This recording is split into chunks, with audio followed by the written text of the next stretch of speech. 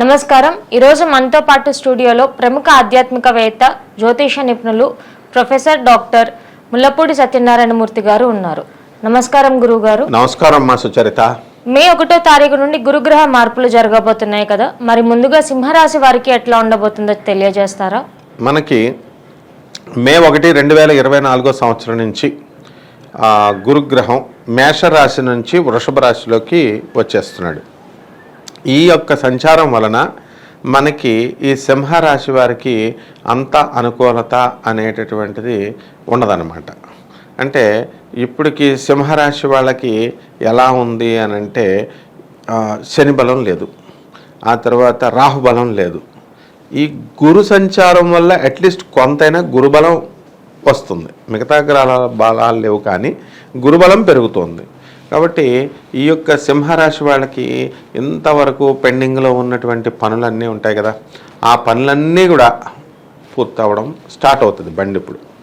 అలాగే ఈ భార్యాభర్తల మధ్య గొడవలు, అనవసరమైనటువంటి వితండవాదాలు ఇవన్నీ కూడా యుగోలకు వెళ్ళి పెంచుకోవడం అనేటటువంటిది జరుగుతుంది.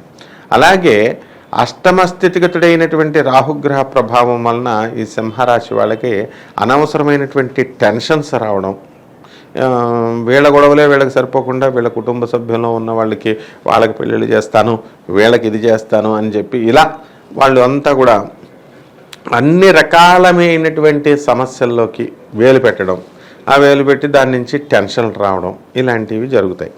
అయితే ఎకనామిక్ ఫ్రంట్లో ఈ యొక్క సింహరాశి వాళ్ళకి ఏమవుతుందంటే చక్కగా ఆదాయములు పెరుగుతాయి. అంటే ఉద్యోగంలో రాణింపు ఉంటుంది. ఇప్పుడు ఉద్యోగాలు 2 రకాలు ఉంటారు, గవర్నమెంట్ ఉద్యోగస్తులు, ప్రైవేట్ ఉద్యోగస్తులు. ఈ గవర్నమెంట్ ఉద్యోగస్తులకి మనకి వీళ్ళకి ఏమవుతుందంటే వాళ్ళకి రావాల్సిన టీఏలు, ఆరియర్స్లు, ఇంక్రిమెంట్స్, బోనస్లు ఇవన్నీ కూడా వచ్చేస్తాయి. ఏ బకాయిలు ప్రభుత్వం ఉంచదు. లేకపోతే ఈ వీళ్ళు ఉంటారు కదా, ఎవరు ఓల్డ్ పెన్షనర్స్, వీళ్ళకి పెన్షనర్స్కి వాళ్ళ గవర్నమెంట్ పరంగా వాళ్ళు సెటిల్మెంట్ చేసేసి వీళ్ళవన్నీ కూడా ఇచ్చేస్తారు. కానీ వీళ్ళు ఏం చేస్తారంటే దాన్ని సద్వినియోగపరచుకోరనమాట. ఆ పెన్షన్ని అంతటినీ కూడా తీసుకెళ్ళి వీళ్ళు మళ్ళీ బ్యాంకుల్లో తనఖా పెట్టేసి వాళ్ళ పిల్లలకి ఇచ్చేసి ఇవన్నీ ఎక్స్ట్రా పనులు చేసుకుంటారు. పిల్లలకి ఇండివిజువల్గా నువ్వు ఎదుగు, ఇండివిజువల్గా నువ్వు బాగుపడు, నువ్వు చేసుకో, నా దగ్గర లేదు అని చెప్పకుండా ఇంకా చిన్నపిల్లలకి ఇచ్చినట్టుగా లైఫ్లో సెటిల్ అయిపోయినటువంటి వాళ్ళకి కూడా ఇచ్చి కొంచెం ఇది చేస్తారు. ఈ సింహరాశి వారు సాధారణంగా ఓవర్ జనరస్ అన్నమాట. వాళ్ళకి సహాయం చేసే గుణం ఉంటుంది, డబ్బు దగ్గర లిబరల్గానే ఉంటారు. కానీ వీళ్ళు ఏం చేస్తారంటే ఈ డబ్బు ఇచ్చి ఇప్పుడు ఒకళ్ళకి అప్పు అడుగుతారు, కుటుంబ సభ్యుల్లోనో బయట వాళ్ళో ఎవరో అప్పిస్తారు, అంతవరకు బాగుంది. ఇచ్చిన తర్వాత అది ఊరందరికీ చెప్తారు, నన్ను అప్పడిగింది నేను ఇచ్చాను, నన్ను అప్పడిగాడు నేను ఇచ్చానని. అవతల వ్యక్తికి తెలిసి బ్యాడ్గా ఫీల్ అవుతాడు కదా.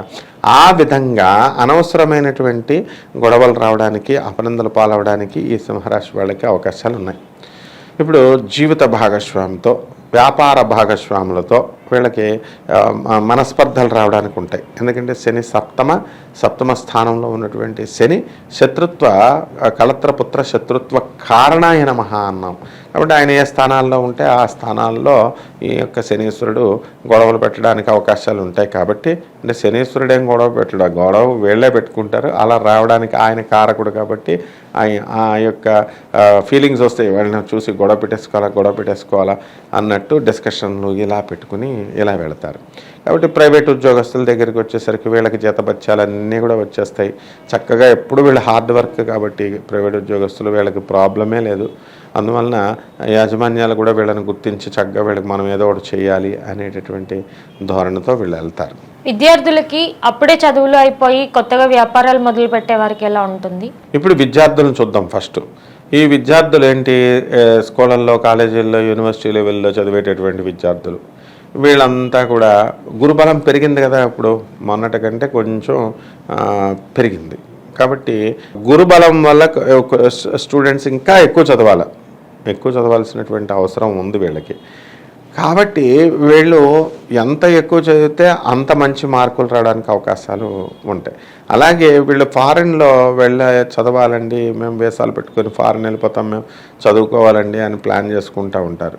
ఈ ప్లానింగ్స్ కూడా కొంచెం అవుతాయి కానీ కొంచెం హార్డ్ వర్క్ ఎక్కువ చేయాలి. 1-2 సార్లు ప్రయత్నం చేయాల్సినటువంటి అవసరం ఉంది. ఇప్పుడు వీళ్ళంతా జనానికి ఓపిక లేదనమాట, అప్పటికప్పుడే అయిపోవాలి, ఇప్పుడు వెళ్ళామంటే మనకు అయిపోవాలి పని అని అనుకుంటారు వీళ్ళు. అలా కాదు, ఈ యొక్క శని బలము రాహు బలము లేనప్పుడు 1-2 సార్లు ప్రయత్నం చేయాలి.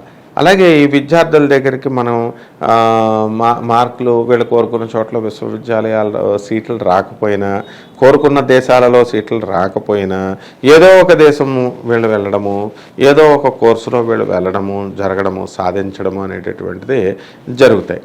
ఇక విద్యార్థుల దగ్గరికి వచ్చేసాము, వీళ్ళకి కొత్తగా వ్యాపారాలు స్టార్ట్ చేసుకోవాలి, అటువంటి వాళ్ళ సంగతి చూద్దాం. ఇప్పుడు వీళ్ళకి ఎప్పుడైతే గురుబలం కొంచెం లాస్ట్ ఇయర్ కంటే కొంచెం తగ్గినా పర్వాలేదు, గురుబలం ఉంది కాబట్టి వీళ్ళు కొత్త వ్యాపారాలకి ప్లాన్ చేసుకుంటూ ఉంటారు, కొత్త బిజినెస్లు స్టార్ట్ చేసుకోవచ్చు. అయితే వీళ్ళు ఇనుము సంబంధించినటువంటి బిజినెస్ల జోలికి వెళ్ళకూడదు. ఐరన్ బిజినెస్లు, లారీలు కొనడం, ట్రాన్స్పోర్ట్ పెట్టడం, ఇలాంటివన్నీ కూడా చేయకూడదు. అలాగే ఆటోమొబైల్ షాపులు, ఇవన్నీ అవి పనికిరావు. అవి కాకుండా మిగతావి పెట్టుకోవచ్చు వీళ్ళు. అలాగే ఈ యొక్క మనకి ఎలక్ట్రానిక్స్ ఇండస్ట్రీస్ అవి స్టార్ట్ చేయకూడదు. ఎలక్ట్రానిక్ సేల్స్ అండ్ ఇవి సర్వీస్ పెట్టుకున్న అలాంటివి చిన్నవి మంచిగానే నడుస్తాయి. కానీ పెద్ద భారీ లెవెల్లో కనుక సాఫ్ట్వేర్ కంపెనీలు కనుక స్టార్ట్ చేస్తే వీళ్ళు లాస్ అవ్వడానికి అవకాశాలు ఉంటాయి. రైతులు, చేనేత పరిశ్రమల వారికి ఎలా ఉండబోతుంది? రైతులు, చేనేత పరిశ్రమ ఉన్నటువంటి వాళ్ళకు కూడా కొంచెం కష్ట సమయం ఇది. ఆ ప్రొడక్ట్స్ అయితే బాగానే వెళ్తాయి కానీ ఎక్కువ రేట్లకి అంత పెద్దగా రైతు ఊహించనంత లాభాలు రైతుకు దొరకవు. వీళ్ళు కూడా కమర్షియల్ క్రాప్స్ వెయ్యాలి అని అనుకున్నాడు కానీ అటువంటి వాళ్ళు ఎవరైతే వేశారో అటువంటి వాళ్ళకి కొంచెం పర్వాలేదనమాట. సాంప్రదాయబద్ధమైనటువంటి వంటలు కాకుండా డిఫరెంట్ ఇన్నోవేటివ్ ఐడియాస్తో అగ్రికల్చరల్ సైంటిస్టులని, అగ్రికల్చరల్ ఆఫీసర్స్ని వాళ్ళు మాట్లాడి వేసితే వాళ్ళ గైడెన్స్తో వేసినటువంటి వాళ్ళంతా కూడా బాగుపడతారు. ఇక చేనేత పరిశ్రమ దగ్గరికి వచ్చేసరికి పుంజుకుంటుంది. బట్టలు ఇవన్నీ కూడా ఇండస్ట్రీస్, ఈ బట్టల బిజినెస్లు ఇవన్నీ కూడా కొత్త షాపులు స్టార్ట్ చేయడము, ఇలాంటివన్నీ కూడా బాగుంటుంది. చేనేత పరిశ్రమ కూడా బాగుంటుంది.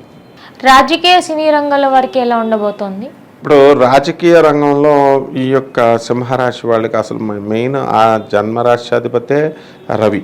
ఆయనే ఈ యొక్క రాజకీయ నాయకులకి లైఫ్ ఇవ్వాల్సినటువంటి వాడు. కాబట్టి వీళ్ళకి అష్టమ రాహు బలం లేదు అంటే ఎంత ఈ యొక్క మసిపూసి మారేడికాయని చేయాల్సినటువంటి బాధ్యత ప్రతి రాజకీయ నాయకుడికి ఉంటుంది. ఎందుకంటే ప్రజలు ఇప్పుడు బాగా తెలివి మీరిపోయారు, ఇదివరకల్లా లేరు. వాళ్ళు డబ్బులు తీసుకుంటున్నారు, 2 వైపులా ఎవరికి ఓట్లు వేస్తున్నారో వాళ్ళకే తెలియదు. కాబట్టి రాజకీయ నాయకులు ఈ సింహరాశి వాళ్ళల్లో ఉన్నటువంటి వాళ్ళు ప్రజల నుంచి మోసపోవడానికి అవకాశాలు ఉంటాయి. అంటే ఓట్లు వేస్తామండి అని చెప్పి వీళ్ళు డబ్బులు పాపం విచ్చలవిడిగా నాయకులు ఇస్తారు. అటువంటి వాళ్ళు ఓట్లు వేయరనమాట వీళ్ళు. కాబట్టి ఒక విధంగా బాగానే ఉంది రాజకీయ నాయకులకి, అంతగా పెద్దగా బాగాలేదనమాట. అలాగే సినీ సంగీతంలో కళల్లో ఉన్నటువంటి వాళ్ళు, సినిమా రంగంలో ఉన్నటువంటి యాక్టర్స్ వీళ్ళంతా కూడా సింహరాశి వాళ్ళు ఎవరైతే ఉన్నారో అటువంటి వాళ్ళ పరిస్థితి బాగుంది. సన్మానాలు ఇవన్నీ కూడా సినీ సంగీత సాహిత్య రంగాల్లో ఉన్న వాళ్ళకి అవ్వడం అనేటటువంటిది జరుగుతుంది. మరిన్ని మంచి ఫలితాల కోసం ఏమన్నా ప్రత్యామ్నాయాలు లేకపోతే ఏమన్నా పరిహారాలు చెప్తారా? మరిన్ని మంచి ఫలితాల కోసం ఈ యొక్క సింహరాశి వారికి ఏం చేయాలంటే శని దోషం కోసం శనికి జపం చేయాలా, శని స్తోత్రాలు చదవాలా, శనికి కిలోంపావు నల్ల నువ్వుల్ని తర్వాత నల్లని వస్త్రాన్ని ఇచ్చి పెద బ్రహ్మలకి శనివారం నాడు ఉదయం 8 గంటలకి దానం చేయాలా. ఇది ఒకటి.